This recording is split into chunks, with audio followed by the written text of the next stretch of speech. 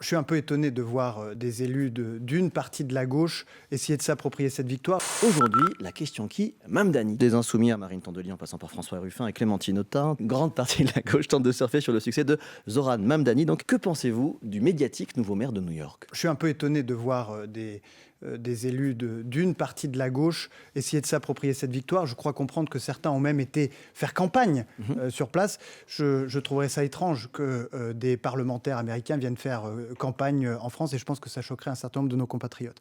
Ensuite, ce que je constate de cette campagne, c'est que la radicalité des uns entraîne la radicalité des autres.